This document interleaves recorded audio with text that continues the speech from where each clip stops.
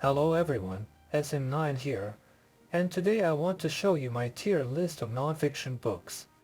This is a list of books I read in 2025, a total of 43 books. When choosing books, I tried to choose, in quotes, good books for understanding the world and yourself, and not just self-improvement books, which are much more often reviewed on YouTube. I don't like those reviews.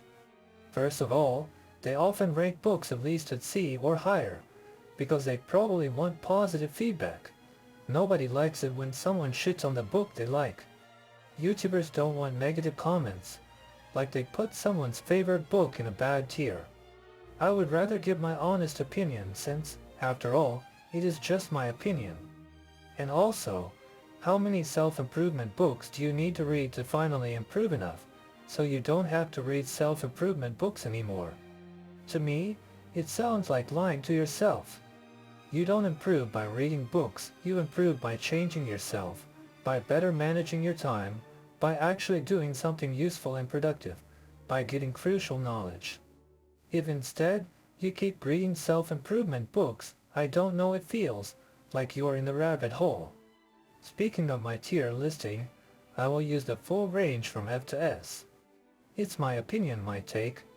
People might dislike how I put a decent amount of the books incorrectly, and that's okay, as long as they don't expect me to change my mind.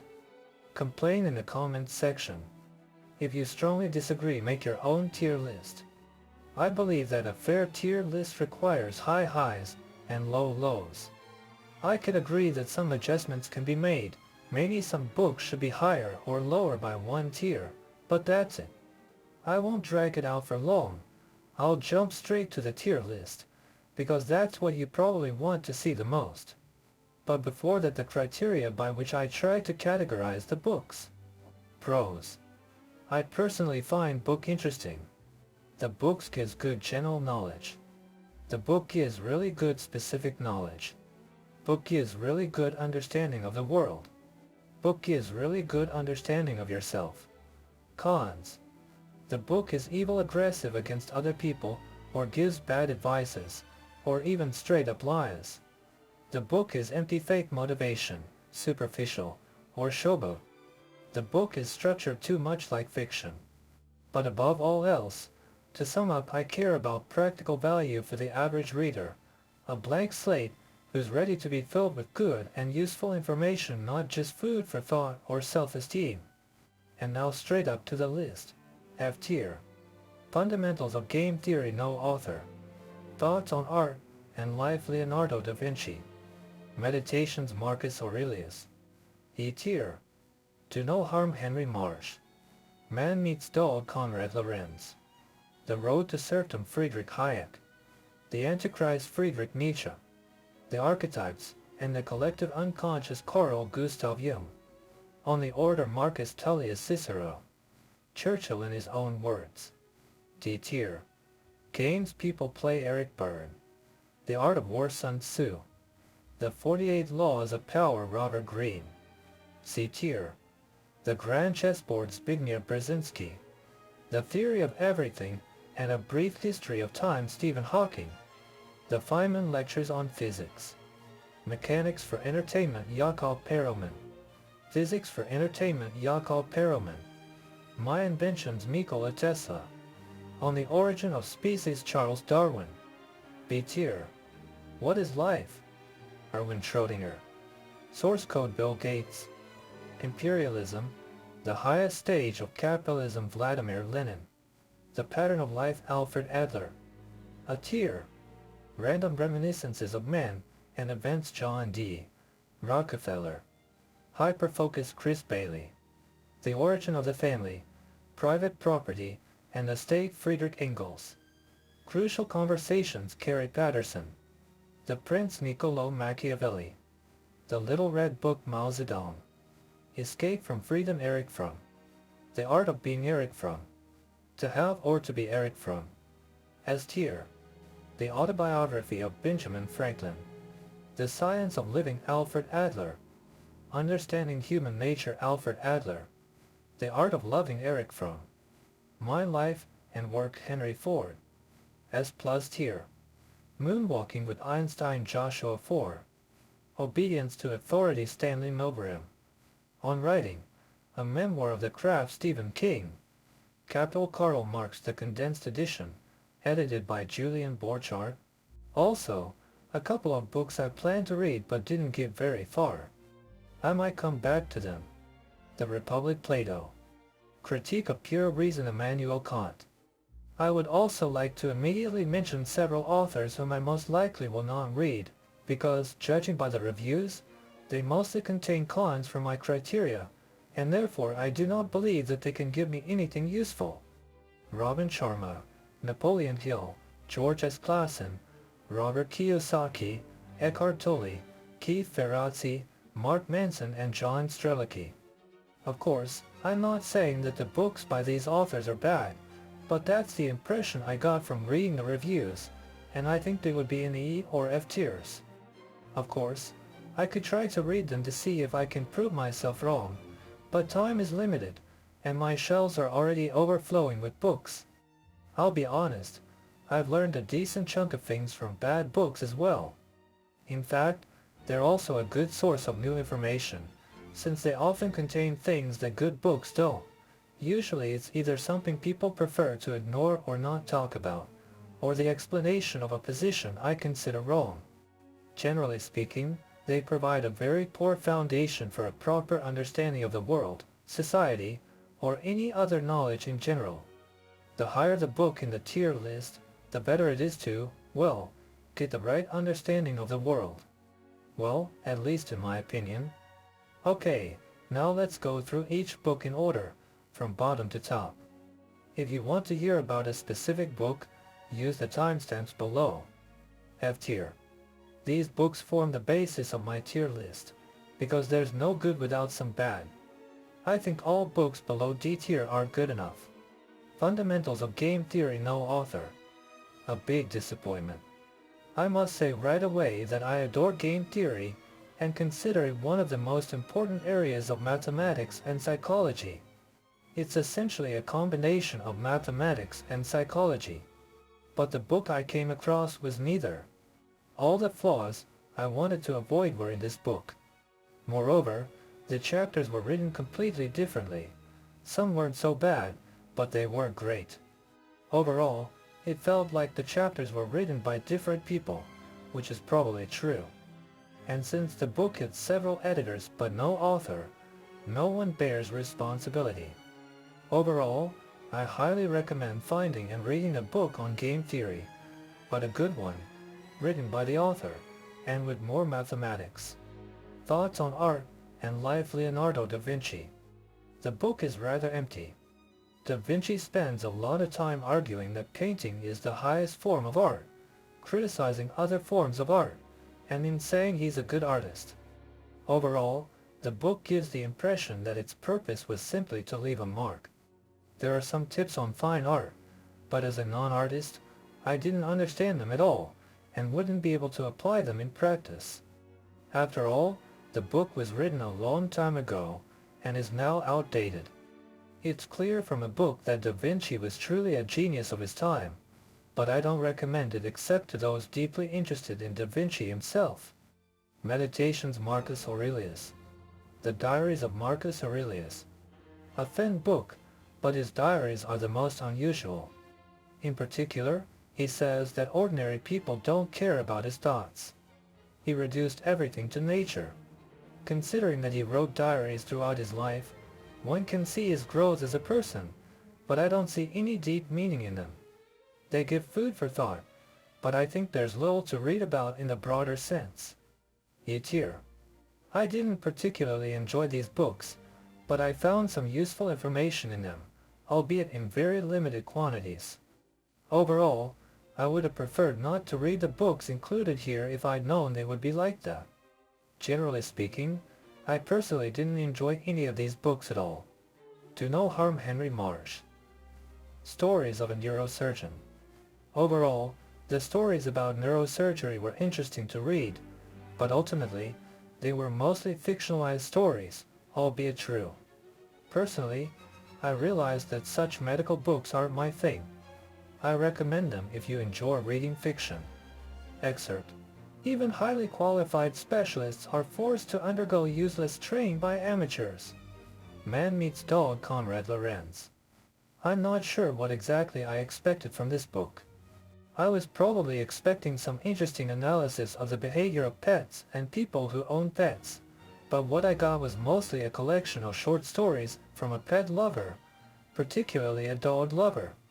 While I usually rate such things highly, this one felt written for fiction lovers, too superficial, as if one pet lover were writing for another. Because of this, I rated this book roughly the same as Henry Marsh, but there was probably more scope for analysis here. Overall, I recommend it to anyone who enjoys pets a lot. The Road to Serfdom. Friedrich Hayek. It's difficult to tier political works, but frankly, I didn't like this book at all. The book has an interesting historical premise, that socialism often leads to totalitarianism, which the author partially elaborates on in a later preface. However, in my opinion, the book itself gained popularity not because of this, but because of its absolute critique of socialism in Marx. The book literally drags socialism through the mud, arguing that there's absolutely nothing good about it, and that what good there is can be achieved without socialism. From my assessment, I clearly disagree, and believe the book's popularity is driven solely by political motives, its criticism of socialist parties and systems.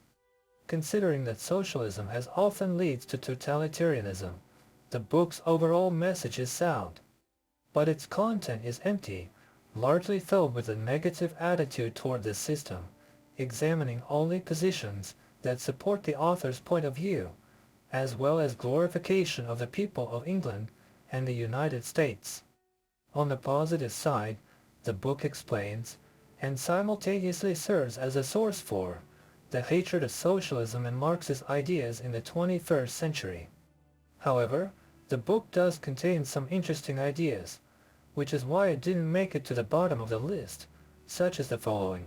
The situation under a totalitarian regime will be what it is in other countries only during wartime. Everything that might raise doubts about the government's wisdom and generate distress will be hidden from the people. Systematic information control. The Antichrist. Friedrich Nietzsche. The only work by Nietzsche I've read, and likely ever will, although next year I might read Thus Spoke Zarathustra. The book is very short, and because of this, there's hardly a single empty word. Moreover, I'm probably hard-pressed to argue with the author. But it's filled with such aggression and hatred that it actually sways one to the side of evil. Nietzsche had his own philosophy, which many people partially and unthinkingly apply, but in the long run, it can negatively impact both personal well-being and the well-being of humanity as a whole. Nietzsche's fate, after all, was no accident. Quotes, "The soul, its immortality, and the last judgment are weapons of torture that give power to the priest. Faith means you don't want to know the truth." The Archetypes and the Collective Unconscious. Carl Gustav Jung. I should immediately say that I read a book with 4 chapters on archetypes, 3 of which were about the collective unconscious, and I couldn't understand what the author was trying to say. It was as if the author either didn't understand it himself or was very subtly trying to impose a religious subtext on it all, which made these chapters seem like a waste of time. Something water anima. The 4th chapter alone, the mother archetype, was a very high-quality chapter on psychology. But compared to the 3 chapters preceding it, I got the impression that the author may have paraphrased the ideas of other colleagues or even his teacher, Sigmund Freud. In general, in matters of psychology, Jung's books on specific archetypes may be good, but I still got the impression that in these matters it is better to turn to the books of Adler and from. On the Orator. Marcus Tullius Cicero. In short, I've noticed that I dislike basically all literature written over a millennium ago. I dislike the style too much, and it's all morally outdated. Cicero, in his work, recorded the stories of a friend he considered a better orator than himself. To be honest, Crassus's delivery is truly powerful, but I was still more interested in the useful aspects. The book actually offers some surprisingly good advice, including that speeches should use fewer old-fashioned words, more neologisms, and borrow meaningful words from other branches of art and science, which is very at odds with how people perceive those times. Speech, too, must move forward. Also, in my opinion, it's readily pointed out that speech should be based solely on a thorough knowledge and understanding of the subject, not on beautiful words. It's also necessary to manipulate the audience's emotions, something I definitely don't do right now with this AI reading and winning them over, trying to guess what exactly they want to hear. Honestly, rereading my conclusions about this book, I think it should have been moved up at least one tier. Churchill in his own words. Quotes of Winston Churchill. I didn't find them particularly interesting. In short, Churchill was a particularly educated military man, which is not common, as soldiers are more often valued for their discipline, and great discipline rarely leaves room for education. I didn't gain anything special from his quotes. Churchill himself recommends reading history. Quotes. The best sign of the fairness of any agreement is the fact that it completely satisfies neither party. B tier. Overall, these books contained interesting ideas, but in my opinion, they require proper interpretation due to either an incorrect formulation of the problem/answer, outdated views, or a negative stance. Games People Play. Eric Berne. Unlike game theory, this book is truly an examination of game theory from a psychological perspective. Unfortunately, it finally confirmed for me that I value logic and mathematics most in game theory, as they provide a perspective on the big picture. Furthermore, from a psychological perspective, Berne's ideas, in my opinion, are less precise and have been better developed in other books.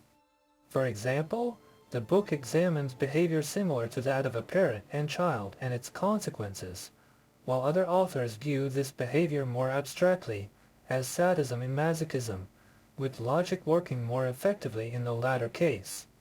Moreover, I must disagree with the author's position that life is easier without games. In my opinion, using games instead of being direct can sometimes be tactful toward the interlocutor or amusing. But as an introduction to game theory from a psychological perspective, I may recommend this book. The Art of War. Sun Tzu. Despite the book being quite fundamental, I rated it quite low because, in a broad sense, the ideas it presents are rather superficial for the 21st century. They are widely popular, and their essence can be described in 2 pages without losing much. In a sense, these are the basics of game theory in military affairs. If I had to summarize the advice in this book, it would be, information is key, maintain high morale, and use brute force. Honestly, in this regard, I would recommend this book to everyone as an introduction to game theory from a psychological perspective, but with the understanding that this knowledge should then be backed up by something more solid and modern, preferably with mathematics. The 48 Laws of Power. Robert Greene. Probably the most striking example of what a D-tier book is, and what book would most likely rank lower if I had read it. This book is evil. The positives, perhaps, are the well-comprehensive information. Overall, it's a good book to read to understand the basics of aggressive manipulation of people, and what I mean by an evil book. Moreover, the author himself is not some sort of big shot, but a completely ordinary cog in the system. After reading the book, I felt as if it didn't contain a single original thought.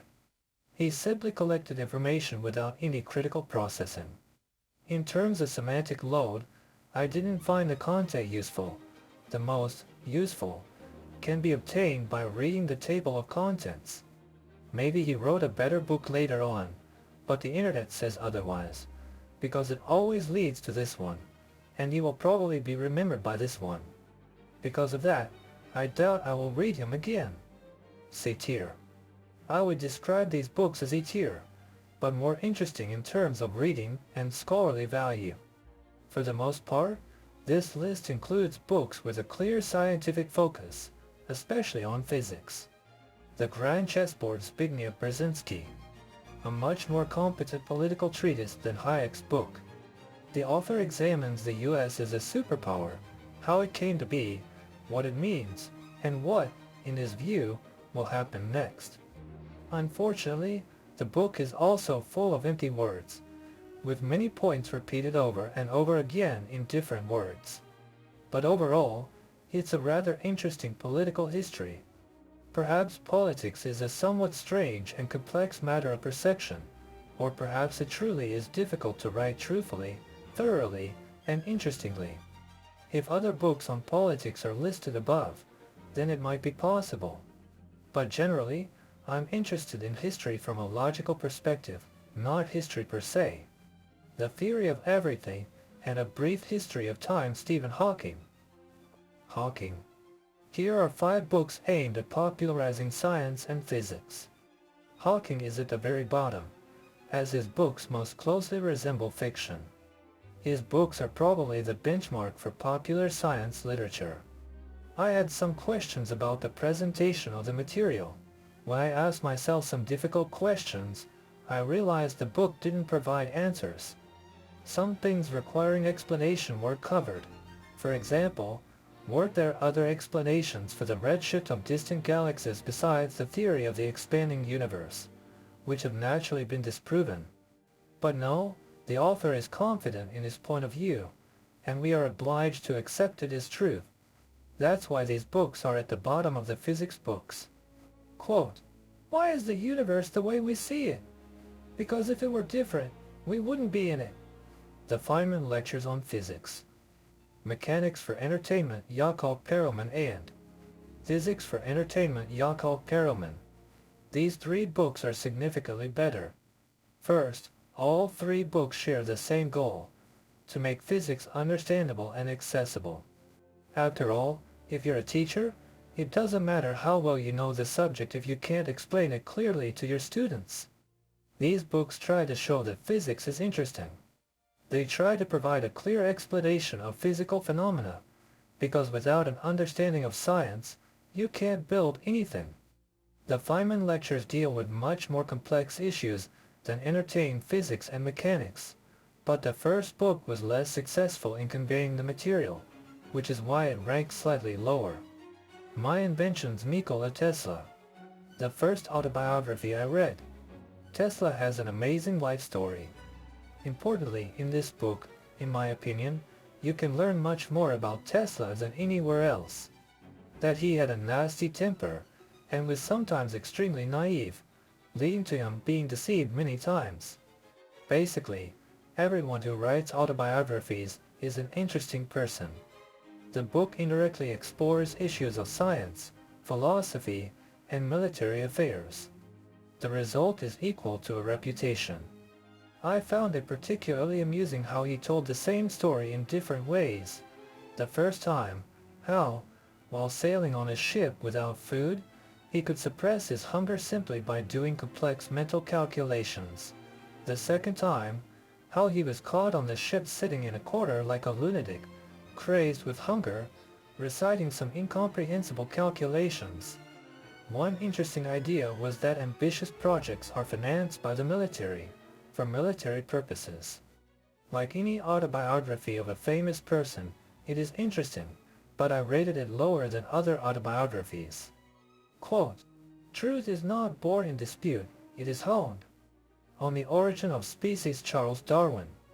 This is probably one of the most famous and fundamental works of the 19th century, sparking much debate in its time about whether it was true.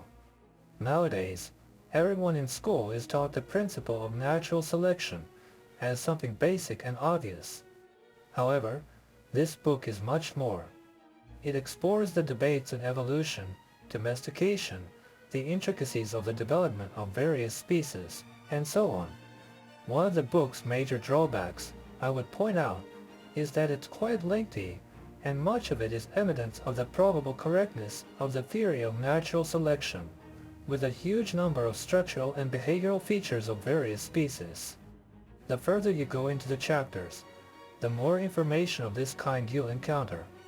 Although I really enjoyed reading the beginning, After about chapter 4, I recommend skipping sections that seem uninteresting, or even skimming, or even reading chapter conclusions, to avoid overloading yourself with unnecessary information.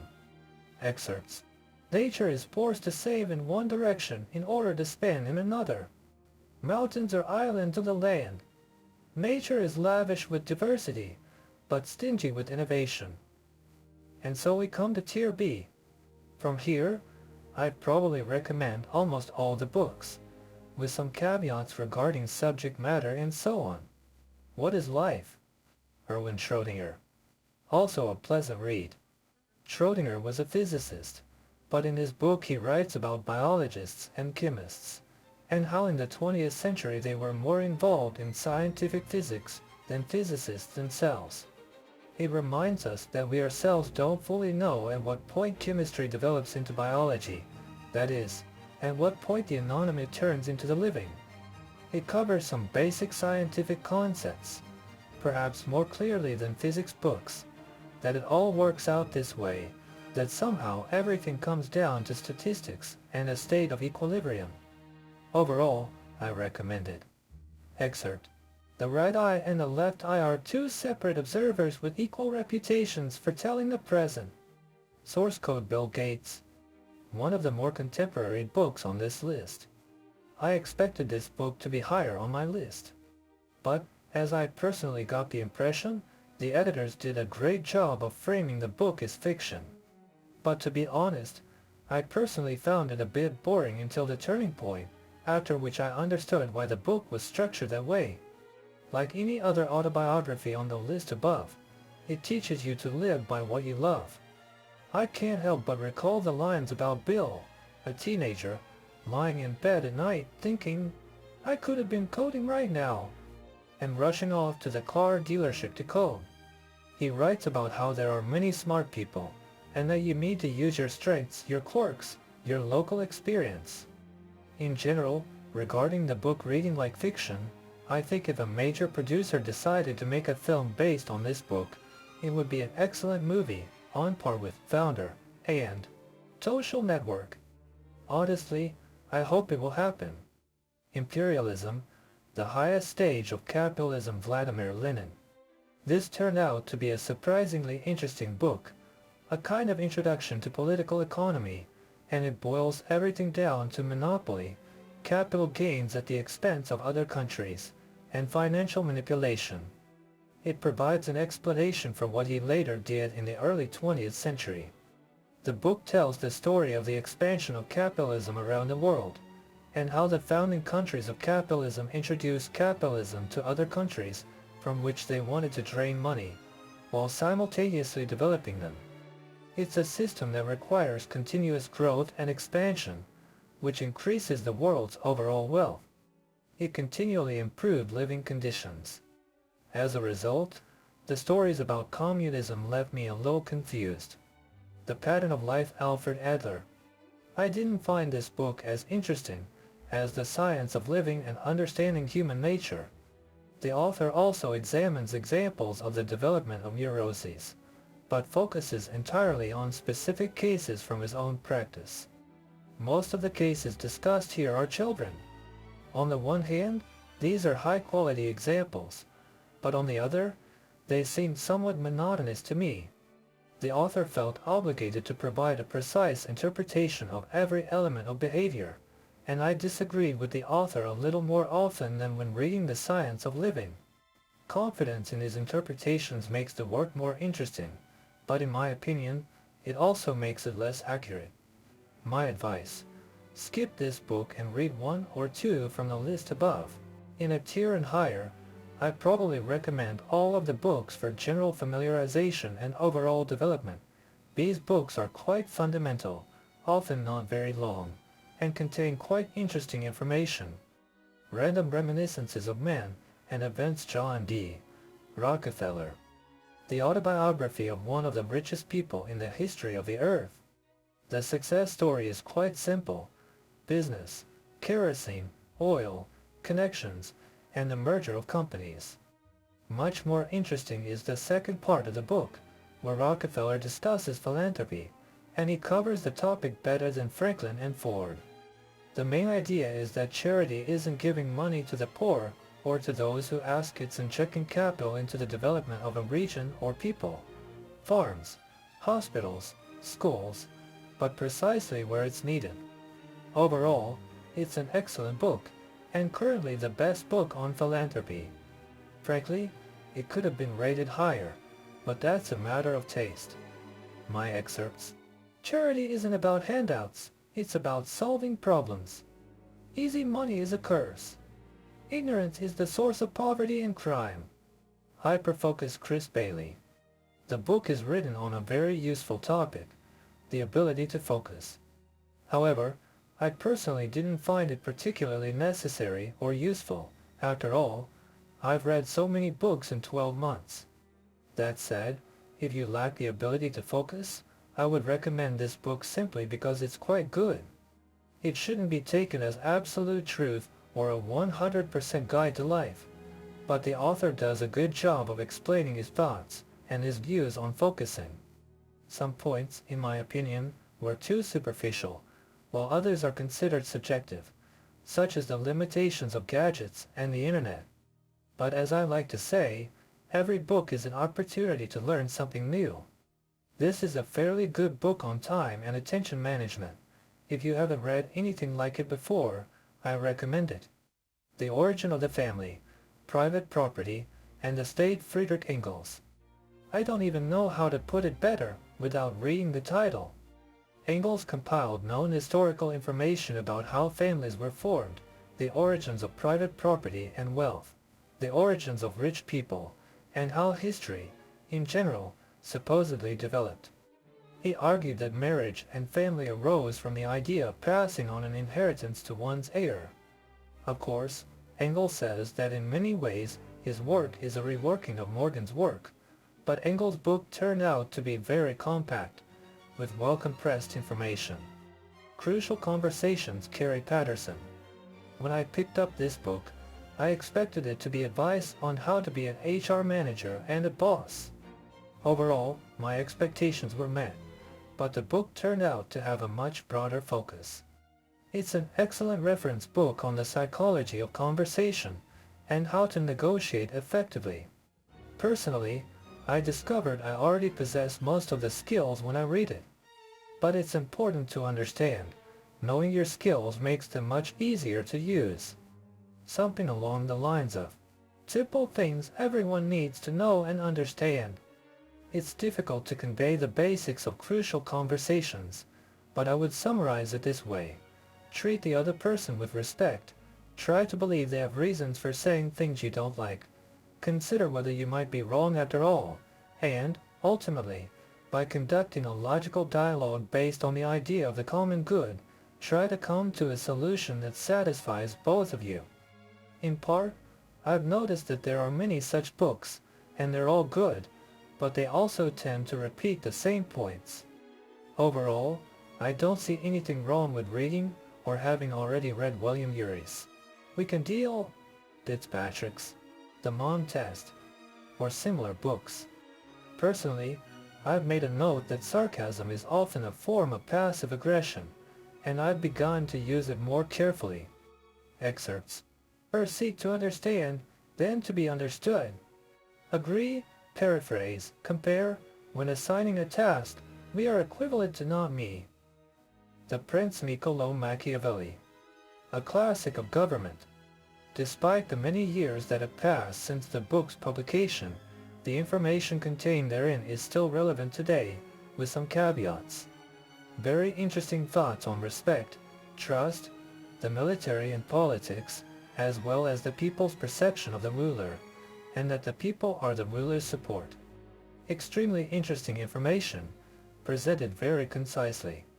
This is currently the only book written over 300 years ago, and technically, over 500 years ago, that I've rated so highly. Quote, for a man can avenge a small wrong, but a great one cannot. The offense must be calculated so as not to fear retaliation. The Little Red Book, Mao Zedong. Quotes from the Chinese Communist Party. Probably the most unexpected book on this list. especially given its political controversies, right? I probably couldn't have chosen a more dangerous book to rate so highly. But this book is very short, and the quotes are meaningful, except for the chapter about patriotism. I especially like the quotes about experience, that any learning must be accompanied by practice, which will have real practical meaning. Again, the book is quite short, won't take much time, but can provide a lot of insight. But yes, there's a risk you'll find it a waste of time, but I can probably understand. Escape from Freedom. Erich Fromm is probably one of my favorite philosophical writers. I like his ideas, although I was initially skeptical because his first and last name sound too good, like a pseudonym for popularity, a law Napoleon Hill. Like one of his earlier works, in it, Fromm is quite critical of all other philosophers, emphasizing the fact that they haven't fully thought through their ideas. Fromm knows what he's talking about very well. The concepts of the sadist and masochist are very well analyzed. Fromm says that we have recently gained freedom, but as a result, we ourselves prefer not to be free. In this work, he philosophically reflects on freedom, the perception of freedom, submission, and happiness, and provides an answer to the question of what happiness really is. And despite, in my opinion, some incompleteness in the answer, the overall response is extremely convincing. I won't cite Fromm's conclusions, as I believe they only make sense after reading the book itself. Fromm's works are generally offer very good insights into the philosophy of psychology, but his somewhat caustic tone toward philosophers in his early works is a bit off-putting. Excerpt. Conscience is a cruel taskmaster set upon oneself, censoring one's desires.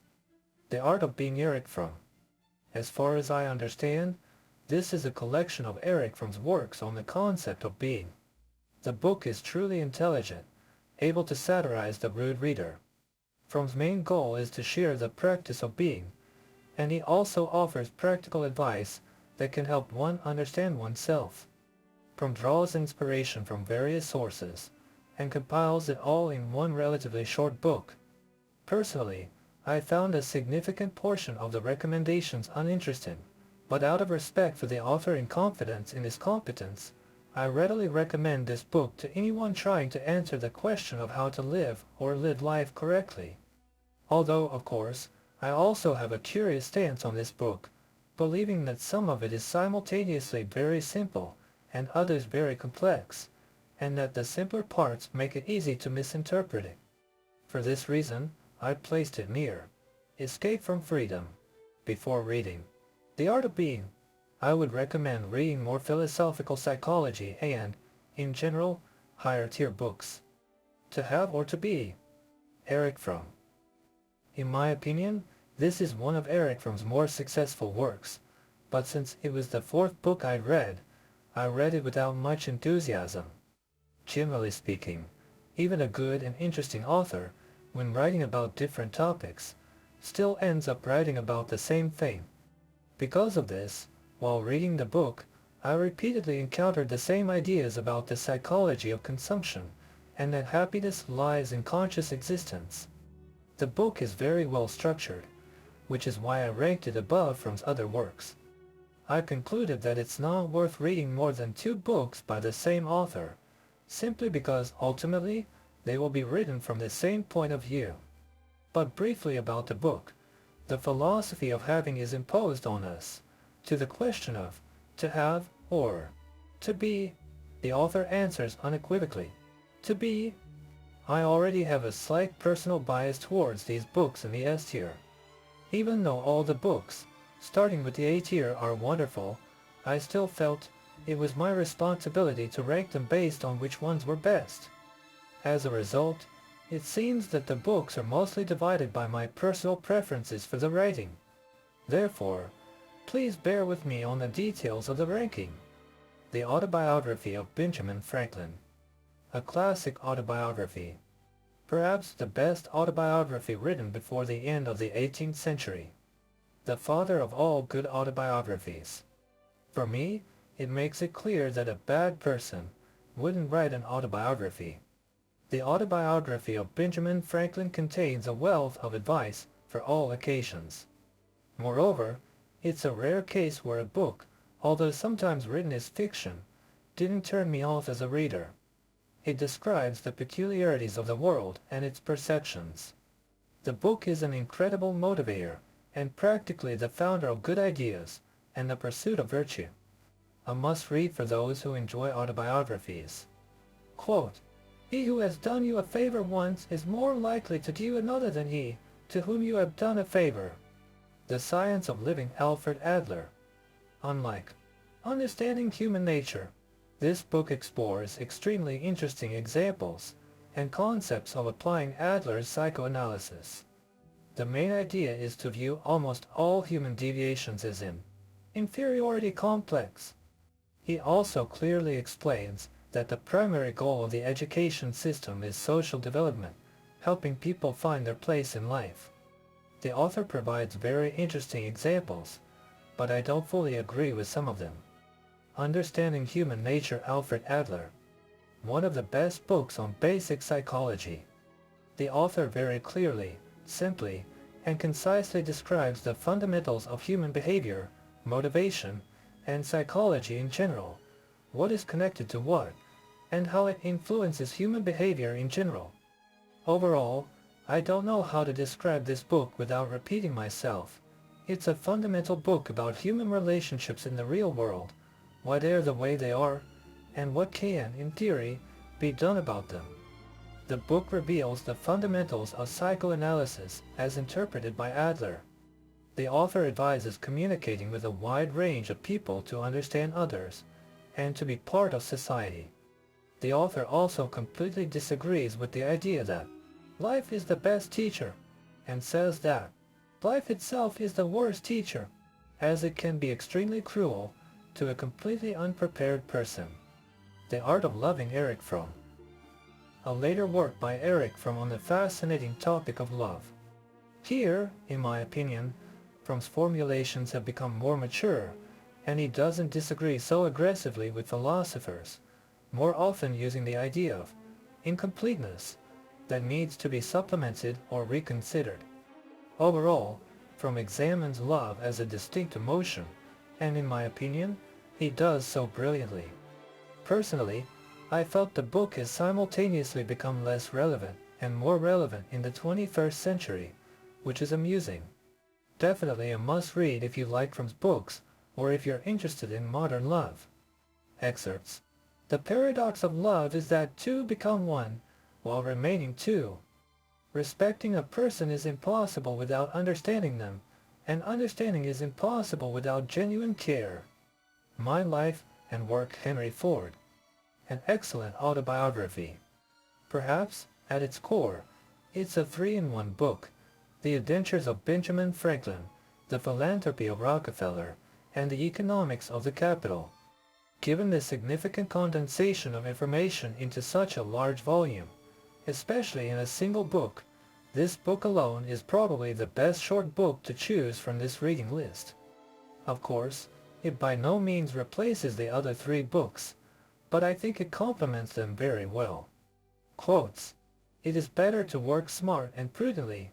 The better we work, the better off we will be. Speculation is a decent form of theft. Nothing that really interests us is hard for us. It is not the employer who pays the salary, but the product, and management organizes this opportunity for the product. Giving a handout is easy, but making a handout unnecessary is much more difficult. Overall, I think the books in the S+ tier are the ones that truly surprise me, the best books you can pick up and read in my opinion. Moonwalking with Einstein, Joshua 4. This was a surprise. I bought the book, and then I looked up information about the author on the back of the book. A journalist. Not good. I already had a mediocre experience with journalist writers. But wait, he actually has some outstanding achievements in remembering things. In fact, the book is great. Author brings deep and personal analysis of how memory works, based on actual cases, spices things up with stories, and describes memory techniques in an accessible way. Every time I thought the book goes in the wrong way, it would suddenly change the narrative. And suddenly this bad part makes the further part look even better. It's not perfect, but as far as one journalist can go with a single book, this is outstanding. Another gem from my collection. To describe the principles of remembering in 2 sentences, we remember information better when we think that it's useful and have an image, a context of what it means. The base rules of remembering are mnemonic rules and deep understanding of the subject. Excerpt. Experts focus on the information that is truly important and have an almost instinctive sense of what to do with it. Obedience to Authority, Stanley Milgram. When I bought this book, I had no particular expectations. I literally had no idea what it was about. I didn't even look at the table of contents before buying it. Considering I bought it from an unfamiliar publisher, I was prepared to be disappointed. Fortunately, the book was thin, so I would have read it and forgotten about it, but fate had other plans. Even in the introduction, the book bombards me with incredible conclusions about the psychology of obedience and what it means, and for that alone, I immediately realized the importance of its contents. A little later, the book gradually reveals all the details, not entirely moral experiments and astonishing results.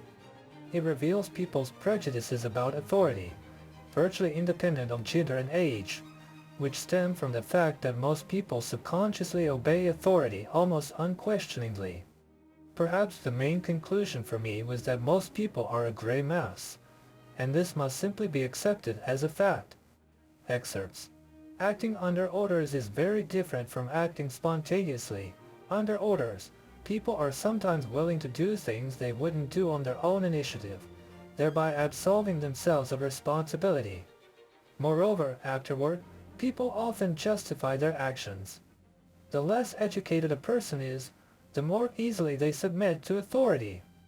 Under orders, under the guise of necessity, people are willing to inflict greater pain than they would be willing to accept themselves. On writing, a memoir of the craft, Stephen King. Probably the most unexpected book, in a pleasant way. This was my 5th autobiography, and I thought, they can't all be good. Look, King, he writes fiction. I think I won't like him, and he won't write the way I want. I was dead wrong. It was one of the best books I've ever read. The book is incredibly useful for writing in general. This applies not only to books, but also to news articles, scientific papers, letters, and correspondence. The main idea is to write everything you think, and then edit out the unnecessary parts a couple of times. Omit unnecessary words. Learn to describe the indescribable. Maybe add something to clarify the meaning. Overall, a must-read. Excerpt. A favorite activity is one you do yourself without having to, outside of required hours. Capo Karl Marx, the condensed edition, edited by Julian Borchardt. This was one of the very first books I read in 2025. Coming straight after the F-tier book, from Marcus Aurelius, I hoped this book would open my eyes, and it did. I've heard the phrase many times, in various forms, that every self-respecting person must read Capital. When I picked this book up, I had the highest expectations, believing that if it didn't reveal any of life's secrets to me, then my whole idea of reading nonfiction was empty and useless. Despite my high expectations, this book exceeded them. The condensation of the material, the removal of repetitions and rearrangements, at least according to the editor himself, make it quite easy to grasp a significant portion of the economic content of what Marx wanted to convey. I won't say that this is the only version of the book you should read. I think any condensed economic version of the book is probably excellent. What was Capital about? Reading abridged answers online, I was irritated. Everyone wrote either extremely superficially or about something different, although they often cite the fact that he revealed the essence of surplus value. Therefore, I don't want to fall into the trap of a summary. Just read it for yourself. However, having read many other books, I want to say one thing. Marx was a genius, a visionary. Quote, The labor of the poor is the mind of the rich. Unfortunately, a genius has been distorted by both his opponents and his so-called supporters. Marx's primary goal was for governments to stop mercilessly exploiting their people, that people weren't a resource to be used 12 hours a day, 7 days a week, to the point of exhaustion. Marx believed this was impossible under capitalism, and that the only way to overthrow capitalism was through social revolution. Yet somehow, we managed to reach a future where we could significantly improve the lives of ordinary people under capitalism. I'm sure Marx's publications played a significant role in this. In conclusion, I want to thank you for watching. Please let me know in the comments what you think about this tier list, which books you consider worthy, which you don't, how disgusting the tier list I created was, specifically to mock viewers who love certain non-fiction books, and what you would have done much better. You could also recommend books I should read this year or next. I plan to update the tier list with the books I'll read in 2026. Have a good year, everyone.